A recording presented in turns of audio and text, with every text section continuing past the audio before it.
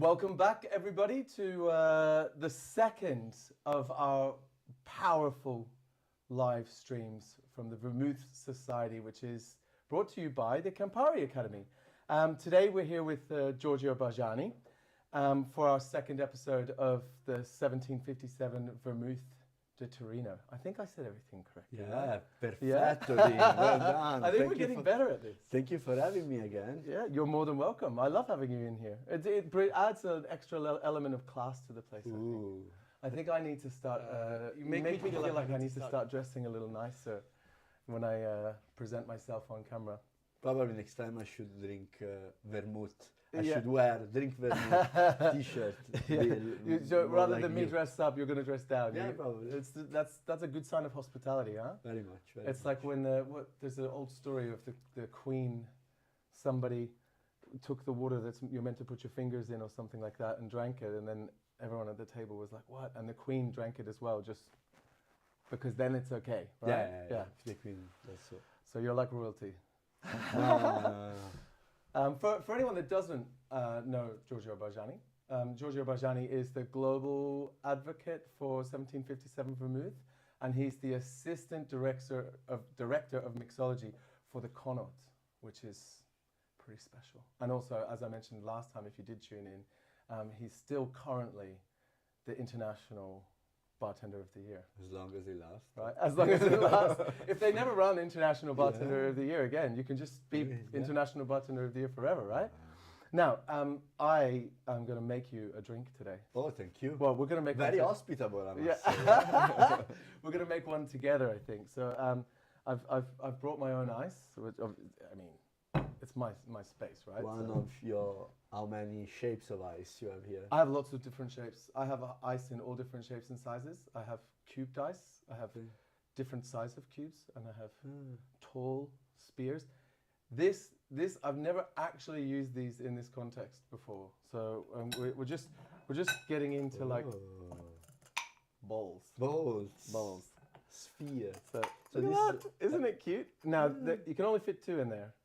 You know, we're not going to try for 3. 3 might be too much. Yeah, probably. I assume so. But I really like these glasses. So these little glasses are gorgeous, and these ice balls, I get them from Carlos, my friend in London.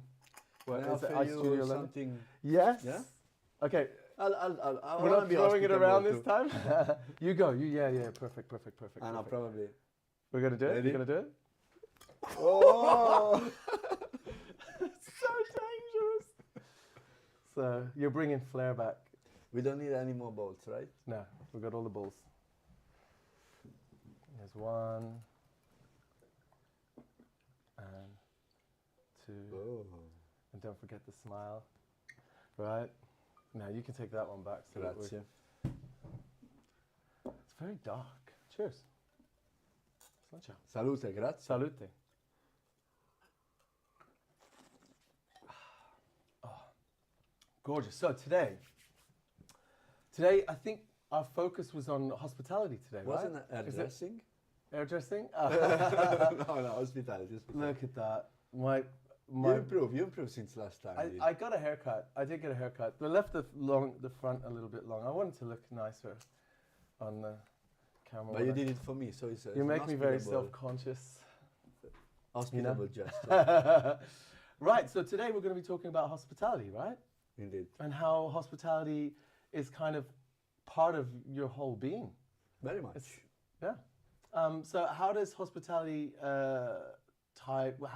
how do you feel hospitality is best represented? Like, what is hospitality to you? Like, being from a small city in Italy called Pisa, you might have heard about, I might have said that 20 million times in the last 5 or 6 years, but for me it's very important because it's where I discovered hospitality. Where I grew up was a blend of perfumery and retail together with restaurant and bars hospitality setting, because my family, my mom's family has been in the perfumery business since 1884, while my grandfather, so my father's family, started restaurant business since the 60, I think it was 67 or 66, something like that. So you have a combination of a heritage of producing perfumes Yes, and then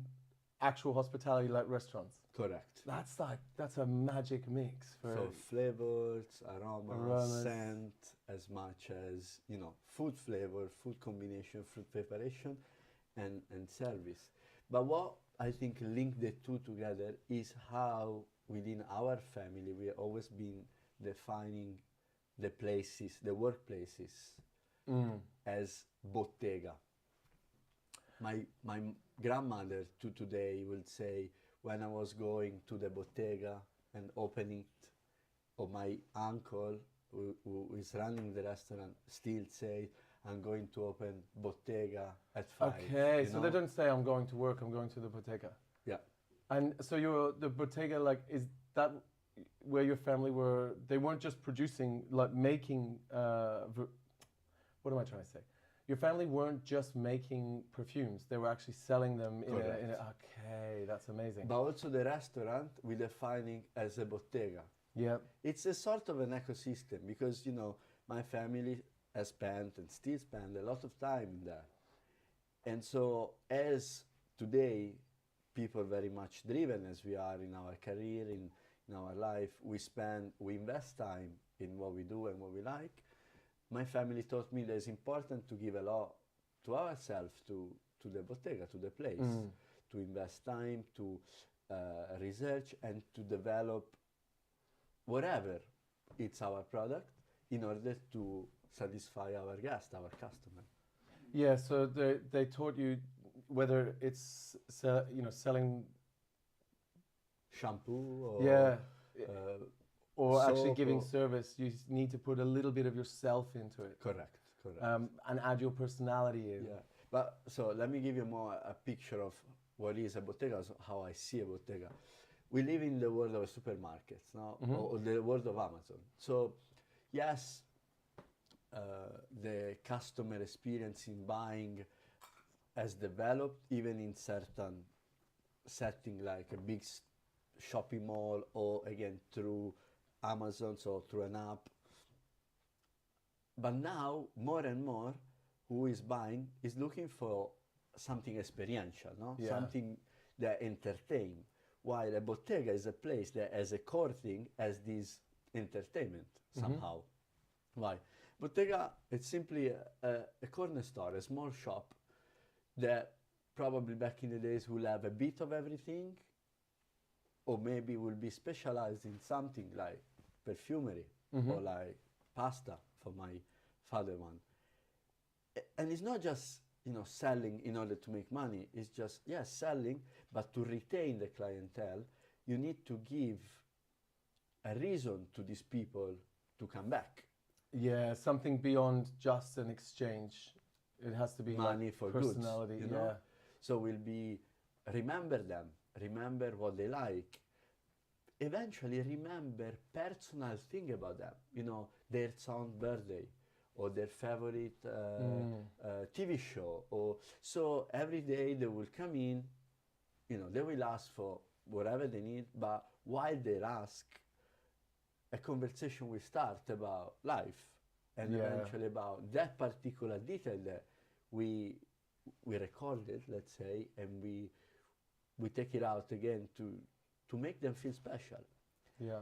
And that, it's my past. It's still my present because the restaurant at least is still there, but I think very much is my present here in London, and I think it's how the modern bar should be.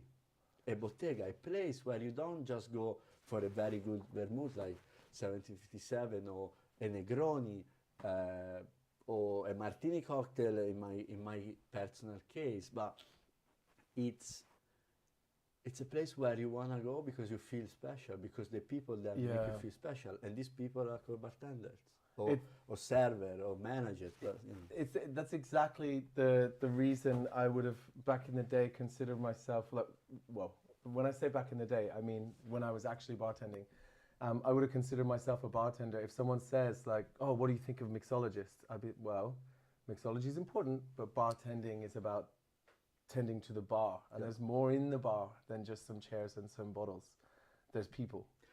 And you know, today we hear in the Vermouth Society, you might wonder why, you know, I talk about the bottega and I talk about vermouth, but somehow I'm talking about that because the Cinzano brother, the founder of Yeah, the you said Cinzano last time. house, they started in a bottega. There was probably more a confectionery shop at the beginning. It didn't came out as a vermouth shop. They were trading spices. I think in the 1700s was a thing. You know, it was cool. There was clarification, milk punches, rotovap, and spices. And eventually they created their own recipe of vermouth that today we still taste it and then gave birth to eventually 1757. So at the time they were already entertaining people. They were, you know, sourcing what they needed because there weren't supermarkets, there wasn't Amazon. So these corner shop, they were these bottegas, botteghe, in Italian is botteghe. English way will be bottegas. But were already, you know, embracing what we're doing today. So personalizing the experience, the shop experience, the retail experience. Yeah, those older style shops are great for that. There's a place just down the road from me that it's a little brown shop and it's Ye Old Sweet Shop. And you go in there and there's the same sweets you would see in the supermarket, but it's a small place. It's the same guy every time. And when my son goes in there, the guy treats him like he's very special and asks him what does he want, and it's a big deal for my son. And he's not just going in there to buy sweets, he's going in there because it's a cool shop and he likes the guy and there's a bit of personality in it. And I'm spending a little bit more on the sweets, the confectionery, because he loves that shop and it's an experience. So I get that would have been what it's like to go to a bodega, right? But if you think for a second, no? Campari is the same Campari all over the world, you know? So as the same sweets are all over the world, but you go to certain bar where they serve you the same liquid, but giving you the extra thing that makes them feel even more special than what they already are. Yeah, the hosting experience, The hosting, or, you know, the knowledge, the confidence they might have, the show, the entertainment, and that's kind of the same, you know? Well, you're very well known for giving some of the best hospitality in the world. Do you have like rules? Is there an etiquette surrounding how you do things? I mean, I'm asking the question because if there's tips you can pass on to people watching would obviously benefit, and you must have things. I like to surprise. I like to do the unexpected. I like to do something that people don't even see coming, you know? Sometimes I go a bit out of the, you know. I'm picturing getting hit in the back of the head with a softball. Yeah, happens, you know, especially when I throw flowers to people on the tables, and I shouldn't do that. But I think mainly what we always need to keep in mind, hospitality goes always a bit along with generosity, no? It doesn't mean you need to give everything for free. I will never say that. But, you know, you want some of our time. You want some little touches, sometimes even a little note, a little card, which isn't expensive, but is an act of generosity. I'm giving you something. Some places we do a welcome drink, or maybe why not giving small tasting of the cocktail that we serve. If you think, why I say that hospitality goes along with generosity, because when you go for retail, you know, you go a clothing shop, nobody will give you, you know, like a sleeve for free on top of your shirt, no? Yeah. You buy a shirt if you want a shirt. Yeah, you can try the shirt, but then, you know, either you buy or not. While when you go into a bar, yeah, you order your drink that you want, but maybe, you know, you add a little tasting on the side, or a little snack, or a glass of water. You know, there is always this extra thing that you want to do. So sometimes this gesture of generosity it's doing something that It's is not not even necessary. Mm. You know, like people will pay, or they think they pay pay for for what they ask. But we rather, do something they don't ask for. Even like when you who's a vermouth house, why creating new expression when not necessarily are asked by the market? Mm. Like why develop a product that is successful already? Why create extra expression? Like to make people more curious, to amaze people, to surprise people. Yeah. Not just give for granted that something works, we keep it as it is. And it's true that the most generous hospitality people are always trying new things. They always want to kind of give something extra. They're not just creating something and leaving it at that. It's not, you go to a McDonald's or something like that and there's this rigid menu. Yeah. But you go to a top restaurant and they're bringing out something that's not on the menu and they're giving you a little taste of it. That's the real hospitality. Do you have any tips for people how they can keep themselves thinking fresh about bringing new things to people? Like, is there? I think I very much get excited about the reaction of what I do. So don't think that you create something for yourself that you need to amaze yourself. Things, this new creation will amaze Dean very much. Mm.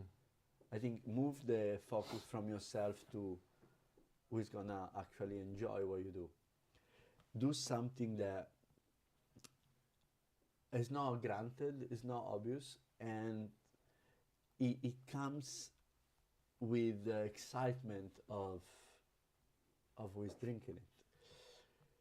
I think also what put us apart from the average are details.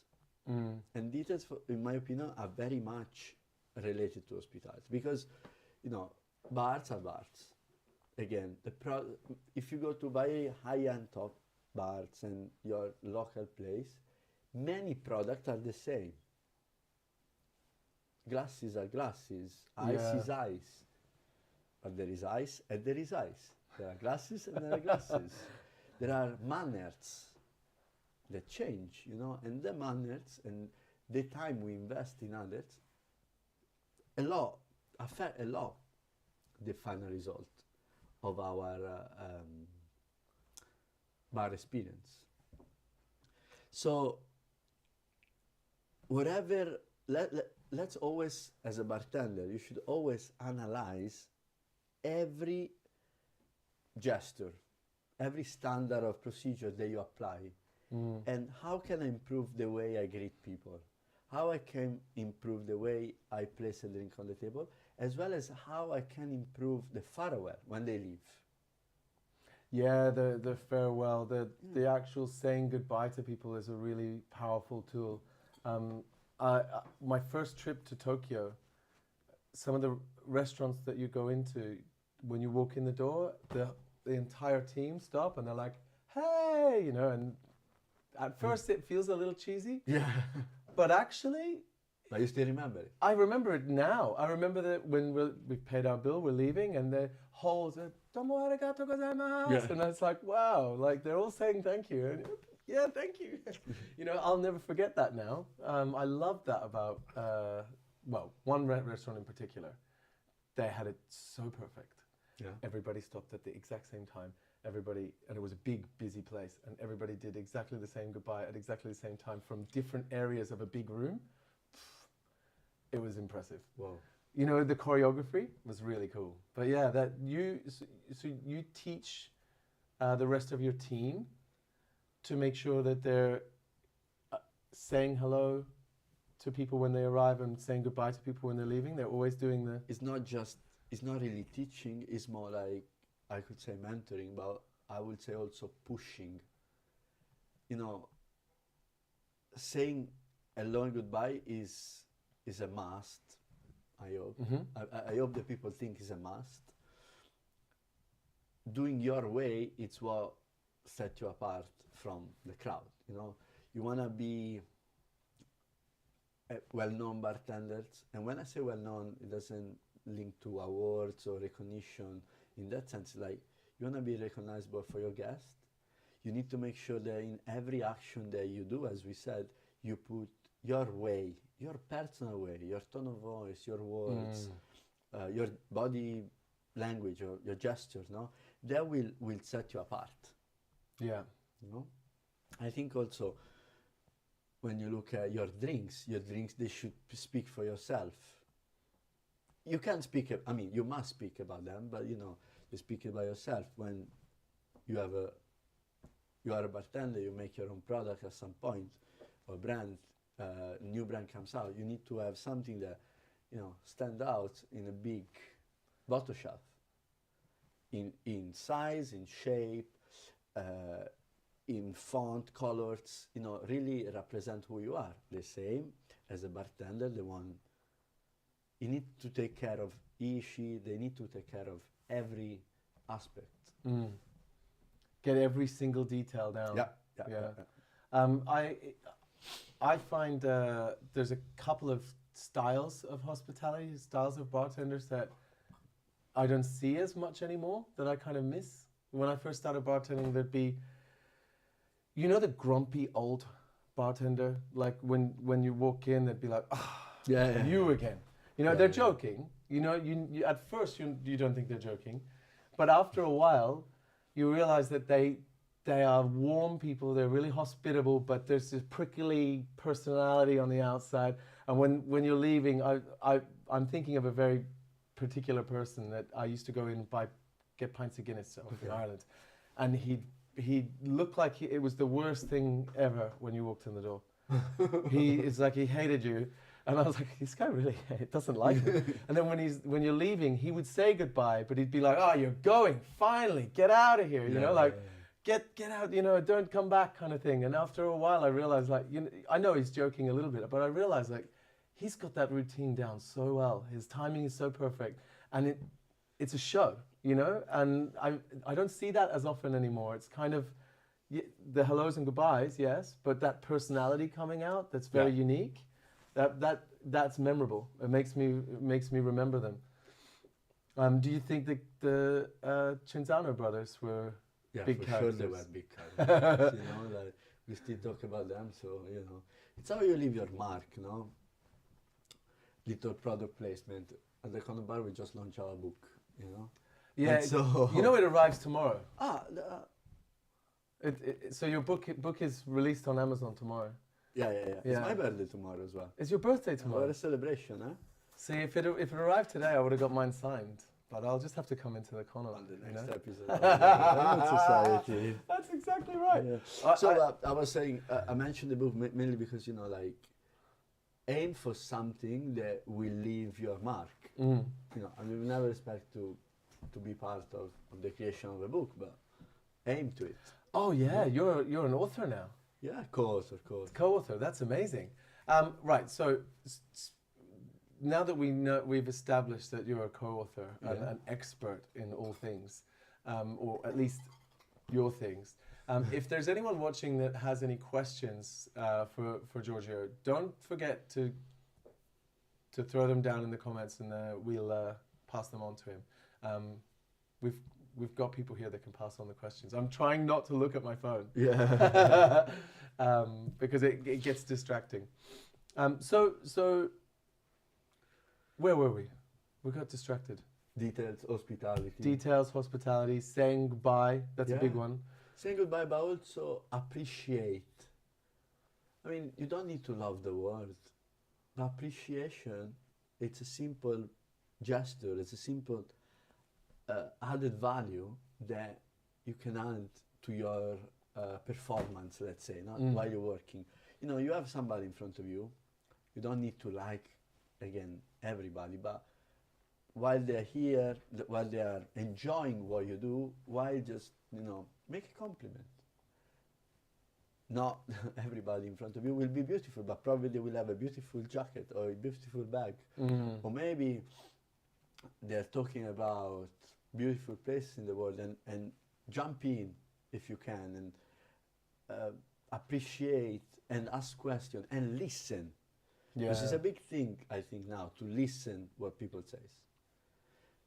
When they ask for their drink, simply, also where they ask a suggestion to where to go afterwards or tomorrow or what about your city. Whenever they ask something or whenever they answer your question, make sure you get it full. Mm. Now, what's your favorite? What's your style of cocktail, Din Callan? Oh, I really like a Manhattan. Okay, Yeah. but if I want to propose it something else, is there something that you don't like? Yeah, I'm not a big fan of pastis and ouzo. Okay, so can I make a sambuca cocktail? Probably. Yeah. No, like Yeah. sometimes Yeah. we get trapped into, I said no anise, he said no sambuca, but if I listen well, he told me no anise. Yeah, it's a flavor. know? It's a flavor profile. For instance, no?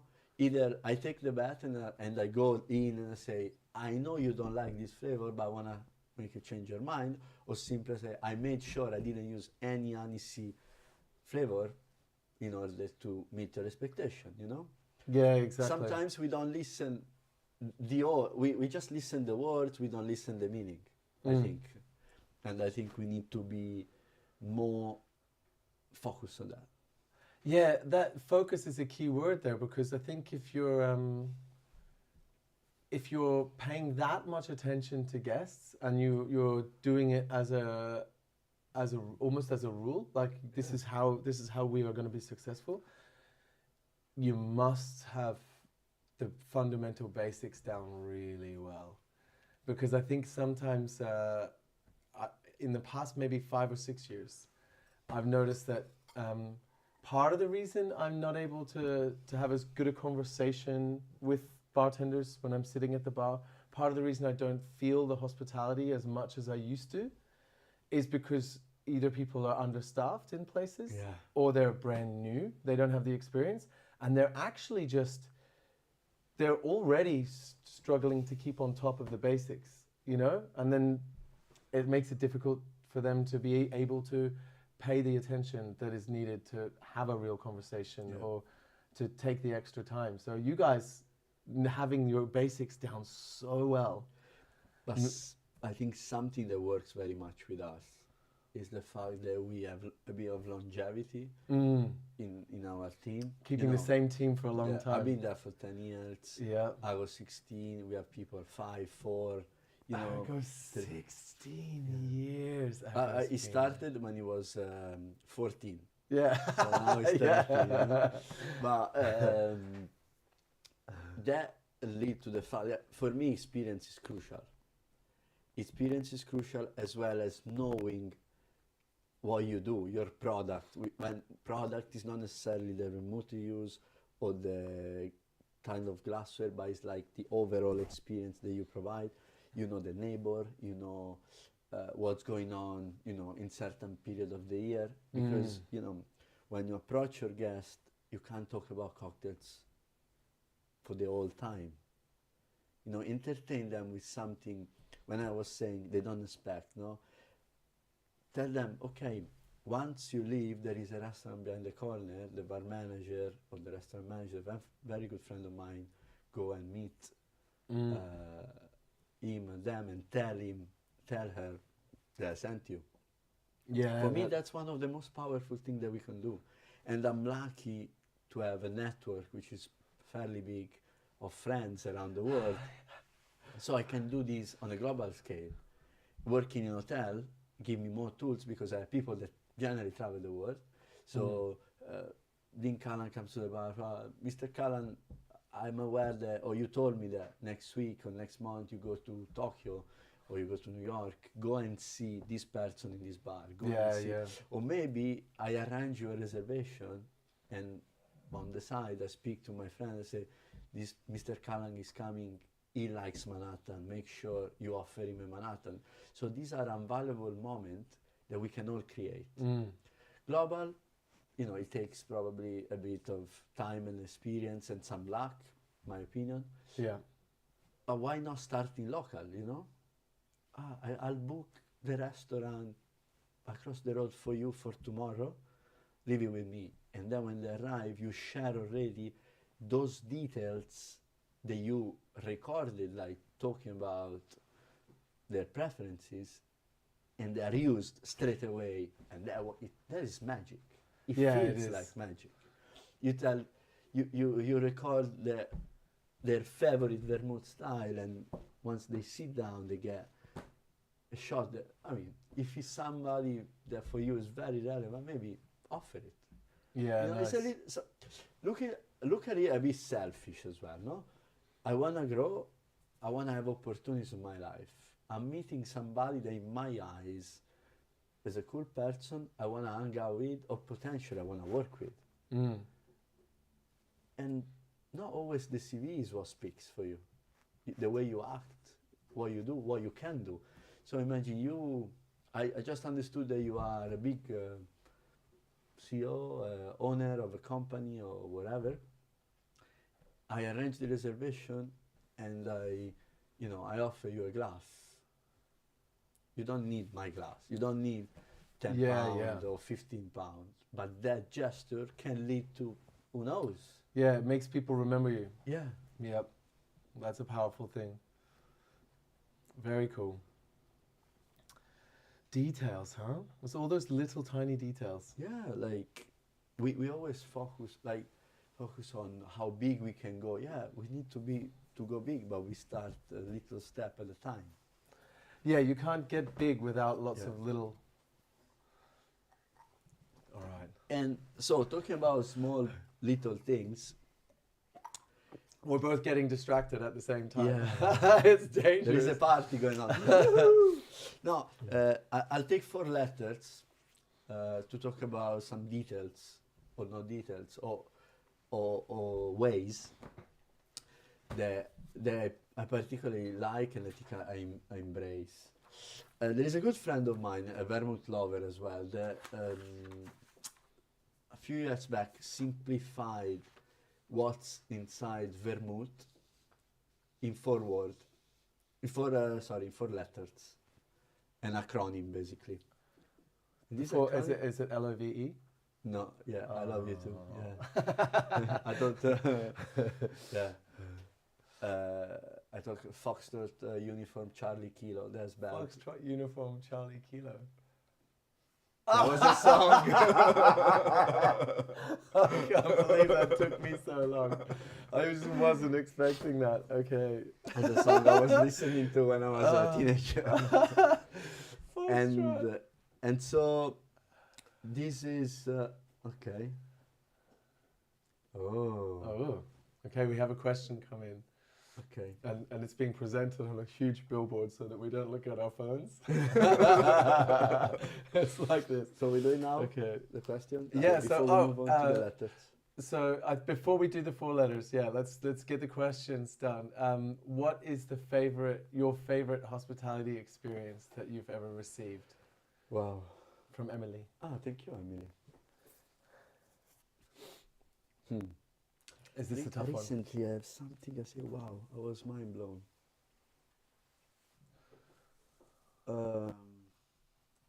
I mean, generally, yes, I have this one. So there is a big CEO of a company that comes to our bar for now 15 years. Like, he has picture of the bar with scaffolding in his phone. Wow. It's a man that, has a huge rice business. He claimed that every grain of rice that we eat in the UK is his rice. I don't know, And he's based in California, so big business. So Okay. it's not a man that needs, anything like material. Whatever he needs, he can buy. Monetarily, he can get what he wants. Yeah. And he has a very active life. He travels the world. He see many places. He goes from 5-star hotel to 5-star hotel. But once he called me and he asked me, Giorgio, what's the name of the new bartender? And the time was probably Andrea. I say, he's Andrea. Okay, Andrea's surname, whatever, Rossi. Oh, fantastic.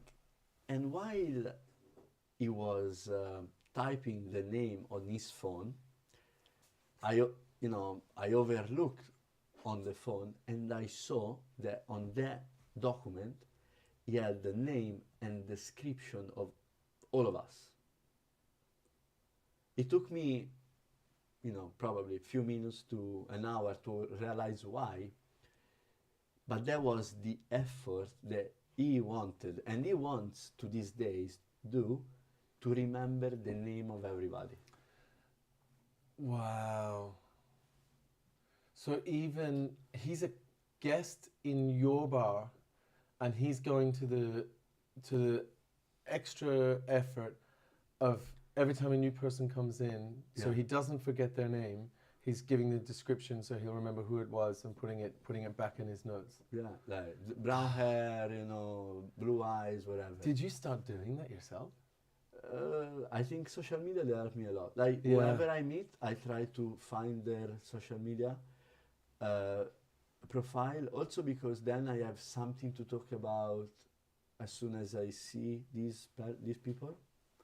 Because you follow, you see, and I think that's how I managed to do that. Yeah, social media definitely helps me. I realized after Facebook came out, I realized that I was forgetting people's names a lot more.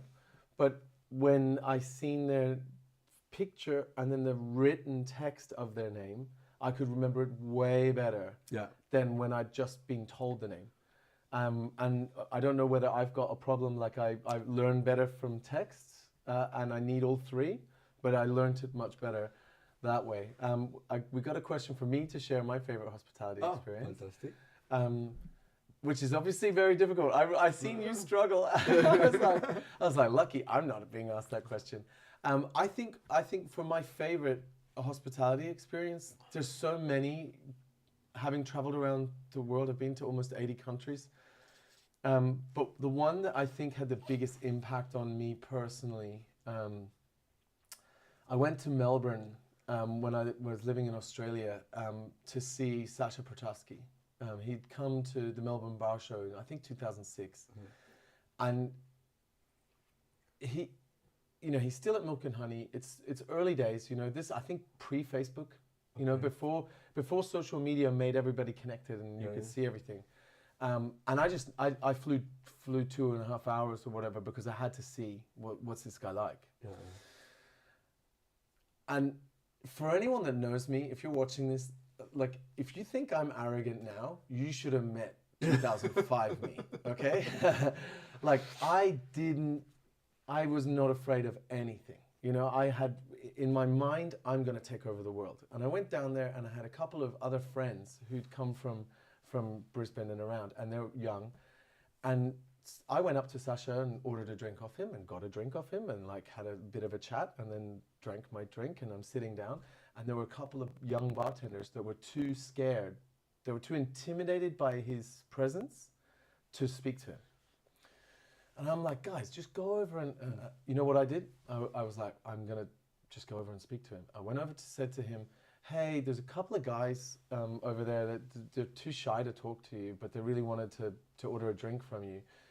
Is it possible, can I order a couple of drinks off them and maybe you drop it down to them? Just, what is the chances, right? The guy's behind the bar doing a guest shift and everybody wants a drink from him.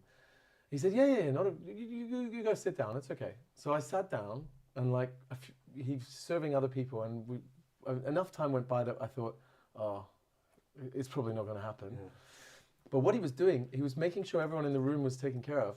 And he brought the drinks over with a drink for himself and sat down with them and had a drink with them. And they were so happy. It was just like the simplest little gesture of he'd cleared time for himself so that he could spend with them. And for me, it was magic. Those guys had a smile on their face for the rest of the day. But the end is all time. It's trial and error as well, because you go and you investigate on other people's life. You give some people, you share stories with them. You give drinks. They might like, they might don't. Yeah. You have to. You can't be afraid of failure, No, right? no, you go, do you like my vermouth and tonic? No, I don't like it. Okay, I'll make sure, next time I won't give you the same.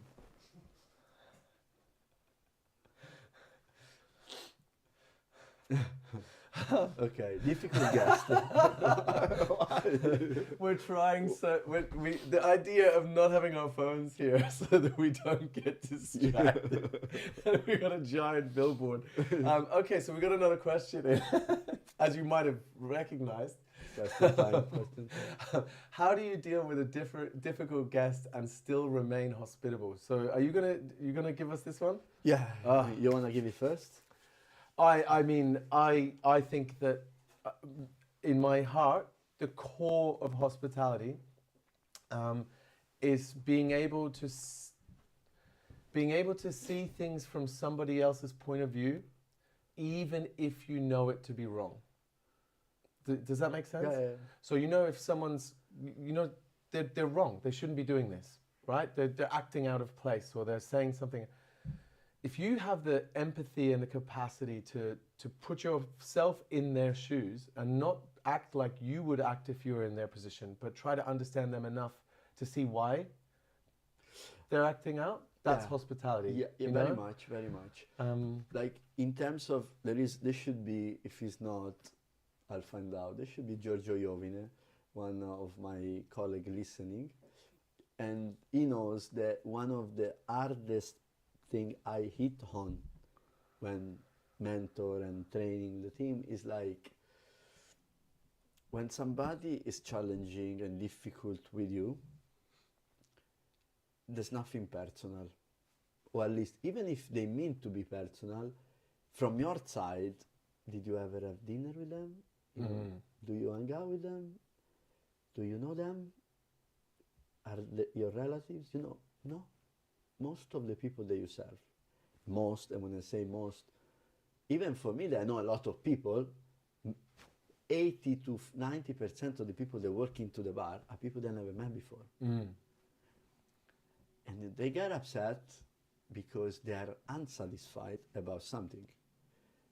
I don't want to say the cliche about their life, about what's going on. No, it's like in that specific moment, they don't like their drinks, they don't want to wait, they're upset because of their business, because, they're too hot, because they're late. There must be a million reasons why they're upset. So for me, it's very important to always detach from why they are,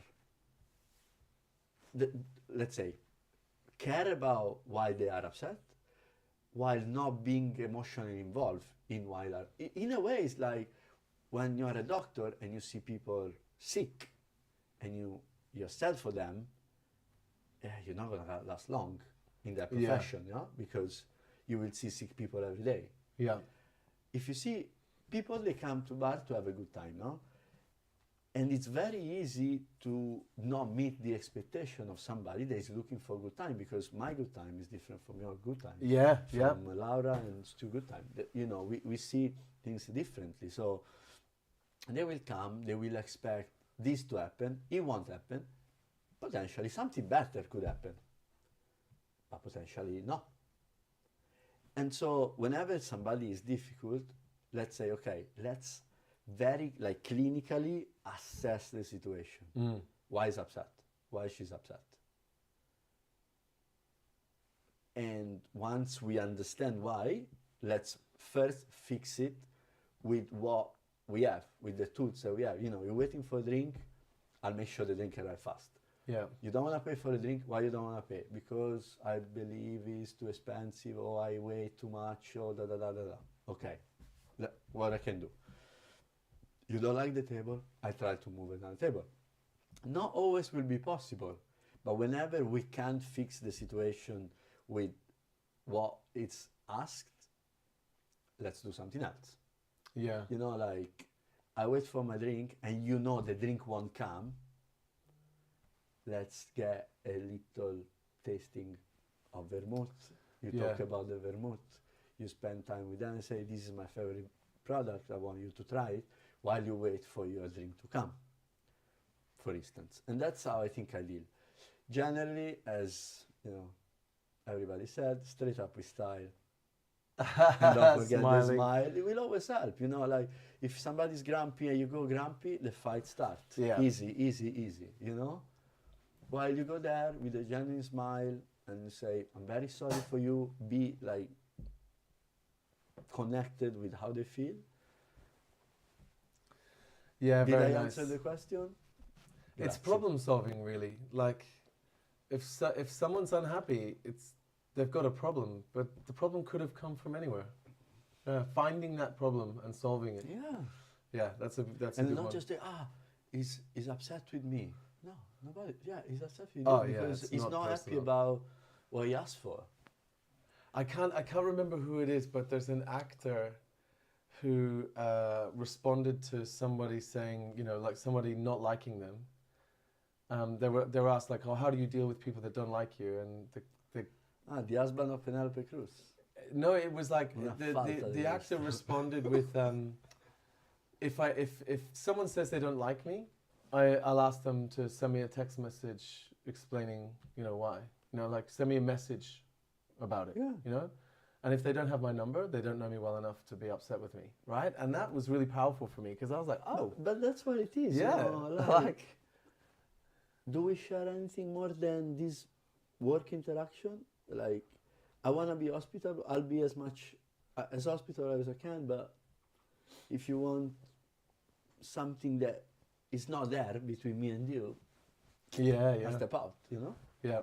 You got to get back to work. Yeah. And keep everybody, and it's you can't let the one thing I would say if you've got a difficult guest is it's easier to deal with a difficult guest in isolation. If a difficult guest is ruining the experience for all the other guests in the room, that's the hard ones. Like when they're making it difficult for everybody else, becomes a bigger problem. You've almost got to find a way to separate them. Yeah. Bam. Okay. So this question comes with like a answer it really quickly, and I'm only joking. Where are the best places we've visited in terms of hospitality? Like, ooh, do you want to go first? What is your best place for hospitality? And you can't say the Connaught. No. I'll say countries. I wouldn't Yeah, say countries. place. Yeah. I think probably the best, because I would say so many, I want to say Southern Europe and Southern America. Greece, Southern Greece, Europe and South Turkey, America. Mexico, Argentina. Okay, yeah, the Colombia. hospitality in Mexico is great, isn't it? Yeah. I haven't been to Colombia yet. I like a little bit more like crazy. I like Irish hospitality. Yeah. Um, Oh, they're very nice I'm- people, always. but it comes with like there's an energy it's not like a straight up here's, you know, like I love Japanese hospitality. I love the attention to detail. They've thought of every different element, but that like they're not going to party with you. Yeah. Do you know what I mean? Like they're not going to be like, you know what, like I'm in No. this with you. Whereas there's sometimes I've been out in Ireland where, you know, especially in the countryside where Yeah. there's a powerful energy in the No. hospitality. Me and the billboard manager, we can say that when we've been to Turkey, you know, probably they were putting us in bed, like literally moving the duvet and the pillow, and first thing in the morning they will be there, like, okay, are we ready for breakfast? Yeah. Yes, that's good. Yeah, that's true hospitality. Like, And no, like you said, Japanese, like taught throughout, minute after minute. That is like, you know, giving all of themselves, like, Yeah. you know, whatever I can do, and they're just saying, they mean it, they do it, you Yeah. know. Anyway, before we wrap up, we don't have much time left. I really want to share this acronym that I like very much. oh yeah, we didn't get the word. Yeah. It wasn't LOVE. So- No, not even Foxtrot. And so the word is wash. Wash. And okay. summarize very, very easily what vermouth contain. maybe, you know, Leo will argue with that, but, you know, I think it's good for, especially as somebody that is approaching vermouth. So wash is WASH, wine, sugar, no, wine, alcohol, sugar, and herbs.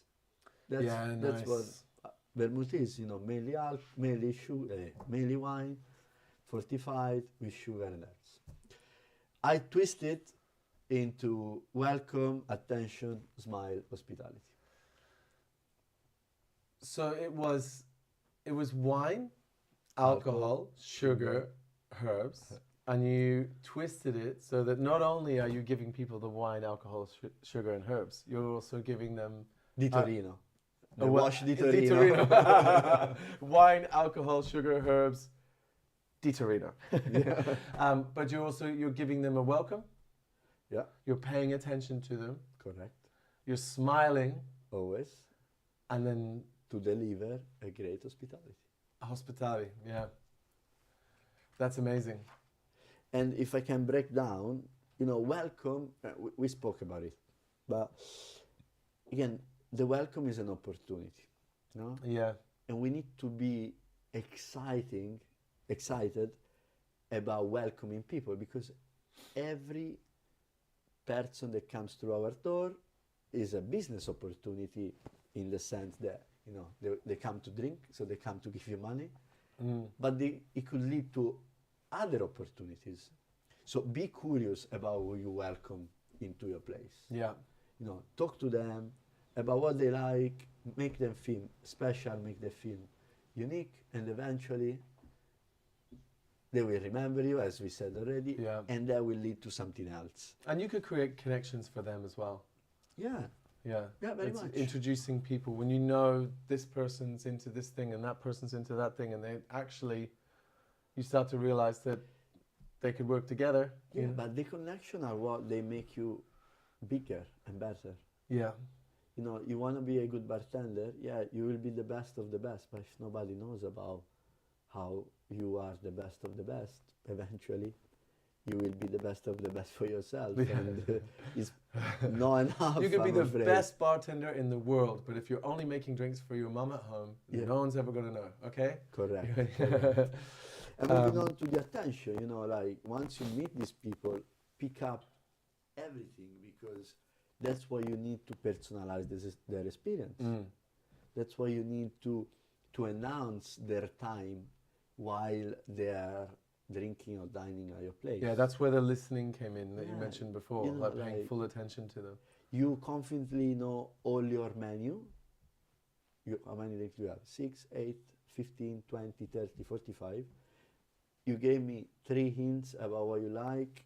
I think that, you know, if I bring you a yellow drink, I can make a joke about the fact the same color of your t-shirt, you know, So I analyze everything that I heard and see, and perhaps touch, you know, you have a leather bag, I bring you a leather glass, I don't know, just, you know, leather mug, whatever, just saying.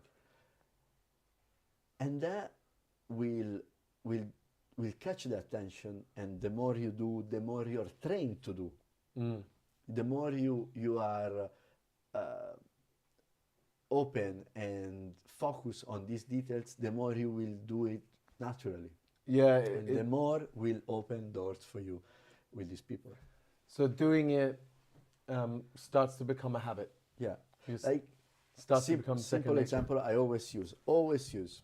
Whenever somebody from other bars come into my place, to the corner bar, some of them I know them very well, some of them I never met, but I read about their bars. When I know, maybe they text me, they want to come, or through friends, they arrive, I look at their menu, or I look at their Instagram, and I find out what is the best seller. And as soon as they sit down, they say, so this bar, or maybe I look at the style of the bar. Okay, you, Remy Savage, okay. Welcome to the Connaught with Shave for a name. This pastel is our best seller. And everybody start laughing, because like they quickly realize I'm talking about them. Yeah. And they feel like, oh, you know, he knows what we do. Yeah. I'm not saying that, look how fancy is our trolley. No, say our bestseller is actually Is- your bestseller. Yeah, yeah. You know, and that's a very easy joke. They start, they break the ice, and start the conversation. You know? Yeah, very cool. Then, Well, did you get all the way to the end? No. The hospitality? No. No. Okay, I sorry. get it. I have 2 minutes. Smile, it's easy, you know. We make people smile. I Yeah, smile, yeah. they smile, everybody's happy. And that is the garnish that we always need on our drinks. Easy as that. I don't want to Yep. talk more about it. And then probably, you know, it's just a repetition, but service is not hospitality. You know, carrying a glass from here to here is not hospitality. The way you carry the glass is hospitality. Mm. The words that you attach to your eyes directly from Iceland. No, it's not. But you know, like, on my favorite joke lately, I approach a table when I do martini and say, our lemon are coming all the way from Finland. Have you ever tried lemon from Finland? Me neither. That's why we use Amalfi lemon. You know, people look at me like a weirdo, but you know, they eventually laugh. Remember what they like.